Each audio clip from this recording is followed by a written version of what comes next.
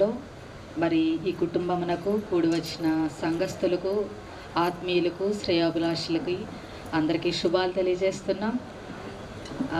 ఈరోజు చాలా సంతోషకరమైన సమయం ఏంటంటే, ఆనంద్ గారి కుటుంబంలో దేవుడు చేసిన కార్యమును బట్టి, వారి పాప విషయంలో దేవుడు చేసిన ఈ యొక్క మేలును బట్టి మనమందరం కూడా ఇక్కడ కూడుకొని ఉన్నాము. వారి సంతోషంలో మనల్ని పాలు పంచుకోవటానికి మరి సంఘం అంతటిని, సేవకుల్ని కూడా ఆహ్వానించారు. అయితే మనమందరము కూడా వారితో కలిసి సంతోషిస్తూ ప్రభువుని గణపరిచే వారంగా, ప్రభువు యందు ఆనందించే వారంగా మనమందరం ఉండాలి. అయితే బైబిల్ వాక్యం సెలవిస్తుంది 144వ కీర్తన 12వ అధ్యాయంలో 144వ కీర్తన 12వ వచనంలో ఇలా వ్రాయబడి ఉంటుంది: మా కుమారులు తమ యవ్వన కాలమందు ఎదిగిన మొక్కల వలె ఉన్నారు, మా కుమార్తెలు నగరునకై చెక్కిన మూల కంబముల వలె ఉన్నారు. ఇక్కడ దావీదు చెప్తున్నాడు, మా కుమారులు ఎదిగిన మొక్కల వలె, మా కుమార్తెలు నగరునకై చెక్కిన మూల కంబముల వలె ఉన్నారు అని. అయితే ఆయన ఉన్నారు అని చెప్తున్నారు అంటే దేవుని చేత అనుగ్రహించబడిన మా పిల్లలు, దేవుని చేత ఇవ్వబడిన ఆశీర్వాదముగా మాకివ్వబడిన మా బిడ్డలు, లేకపోతే దేవుని ద్వారా మాకు అనుగ్రహించిన మా కుమార్తెలు నగరునకై చెక్కిన మూల కంబముల వలె ఉన్నారంట. ఎవరి ద్వారా ఇచ్చారు అని అంటే, పిల్లల్ని దేవుడే మనల్ని ప్రేమించి బిడ్డల్ని దీవెనగా మనకు అనుగ్రహించాడు, బిడ్డల్ని ఆశీర్వాదముగా మనకు అనుగ్రహించాడు. చాలాసార్లు మనం ఎక్కడికి వెళ్ళినా కానీ ముందుగా ఏమడుగుతారంటే, మీకు ఎంతమంది పిల్లలండి అని అడుగుతారు. ఎంతమంది పిల్లలు అన్నాక అందులో 2 3 చెప్పామనుకోండి, ఆడపిల్లలు ఎంతమంది, మగపిల్లలు ఎంతమంది అని అడుగుతారు. ముఖ్యంగా ఏంటి అంటే, పిల్లలు దీవెనగా మనకు అనుగ్రహించబడ్డారు. మనం ఎక్కడికి వెళ్ళినా మీకు ఆస్తి ఎంత ఉంది, లేకపోతే ఇల్లులు ఎన్ని ఉన్నాయి, లేకపోతే మీరు ఏ ఉద్యోగం చేస్తున్నారు, అవన్నీ తర్వాత వస్తుందేమో కానీ ముందుగా అడిగే ప్రశ్న మాత్రం ఒకటే: మీకు ఎంతమంది పిల్లలు. పిల్లలు అని అంటేనే అది ఒక దీవెన, పిల్లలు అంటేనే ఆశీర్వాదం. అందుకనే దావీదు చెప్తున్నాడు, దేవుని చేత మాకు అనుగ్రహించబడిన మా కుమార్తెలు నగరునికై చెక్కిన మూల కంబముల వలె ఉన్నారంట. హల్లెలూయా. మూల కంబం అనగా స్తంభములుగా ఉన్నారు, స్తంభములుగా ఉన్నారు మా బిడ్డలు. నా కుమార్తె స్తంభముగా ఉన్నది. అయితే ఈ స్తంభము అనగా కొన్ని విషయాలను మీ మధ్యలో పంచుకుంటాను. స్తంభం అంటే మొదటిగా చెక్కబడిన వారు అన్నమాట. ఎవరు మరి స్తంభాన్ని చెక్కుతారు, లేకపోతే బిడ్డల్ని ఎవరు చెక్కుతారు అంటే తల్లిదండ్రులు చెక్కుతారు. దావీదు అంటున్నాడు, మా పిల్లలు మూల కంబం వల్ల ఉన్నారంటే ఈరోజు ఈ ఫంక్షన్ జరిపిస్తున్న జెరూషా విషయంలో చిన్నప్పటి నుంచి మరి ఆమె తన తల్లిదండ్రులు పరిచర్యలోనే కనటం జరిగింది, పరిచర్యలోనే రావటం జరిగింది. సేవలో, సంఘములో, ప్రార్థనలో, విశ్వాసంలో ఎదిగిన బిడ్డ.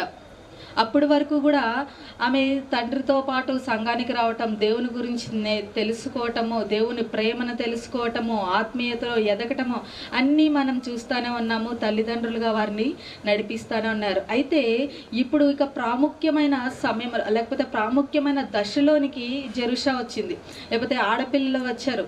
వారి బాల్య దశ నుంచి యవ్వన కాలంలోనికి వస్తున్నారు. కాబట్టి వారిని చెక్కవలసిన బాధ్యత ఎవరికి ఉందయా అంటే తల్లిదండ్రులైన మనకు ఉన్నదనమాట.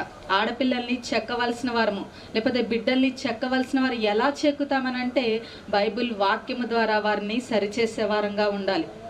ఒకవేళ ఇప్పుడు పాప ఇప్పటి వరకు ఒక విధంగా నడిచింది, ఇప్పుడు మరొక విధంగా, ఇప్పుడు ఆమె ఏంటంటే అన్నీ నేర్చుకోవాలని ఆశ ఉంటుంది. యవ్వన దశలోనికి వచ్చిన బిడ్డలు అన్నీ తెలుసుకోవాలనుకుంటారు. ఇప్పుడు వారి ఆలోచన ఎలా ఉంటుందంటే, ఏది నాకు తెలియకుండా ఉండకూడదు, అన్నీ నేను తెలుసుకోవాలి అని అనుకుంటారు. ఒకవేళ తల్లిదండ్రులుగా వారికి గనక మనం నేర్పించకపోయినట్లయితే, వారికి తెలపవలసిన విధానంలో మనం తెలపకపోయినట్లయితే వారు అనేక విధాలుగా నేర్చుకుంటారు. ఇప్పుడు చూడండి, అందరికీ కూడా ఫోన్లు అందుబాటులోనే ఉన్నాయి. ఫేస్బుక్లో మనం తల్లిదండ్రులు నేర్పించకపోతే ఫేస్బుక్ నేర్పిస్తుంది, రీల్స్ నేర్పిస్తాయి, యూట్యూబ్ నేర్పిస్తుంది, ఇన్స్టాగ్రామ్ నేర్పిస్తుంది, అది లేకపోతే ఫ్రెండ్స్ నేర్పిస్తారు, అది లేకపోతే స్కూల్లో ఉన్నారు, ఎక్కడ చూసినా కానీ వాళ్ళు నేర్పిస్తూనే ఉంటారు. ఎందుకంటే వీళ్ళకు ఉన్నది ఏంటంటే నేర్చుకోవాలన్న ఆశ ఏమవుతుందంటే, అన్నీ తెలుసుకోవాలి, నేర్చుకోవాలి, ముందుకు రావాలన్న ఆశ ఏమవుతుందంటే, ఒకవేళ తల్లిదండ్రులుగా వారికి నేర్పించి సరియైన మార్గంలో చెక్కి నడిపించకపోయినట్లయితే ఈ యొక్క ఫేస్బుక్లు కావచ్చు, ఈ ఫ్రెండ్స్ కావచ్చు, ఎవరైనా కానీ మరి ఒక మార్గం వైపు వారిని నడిపించే ఆ యొక్క ఆలోచన లేకపోతే నడిపించడానికి అవకాశం ఇచ్చిన వారుగా ఉంటామన్నమాట. అయితే తల్లిదండ్రులు వారిని చెక్కే వారంగా మనం ఉండాలి. వాక్యంలో చెక్కాలి, ప్రార్థనలో చెక్కాలి.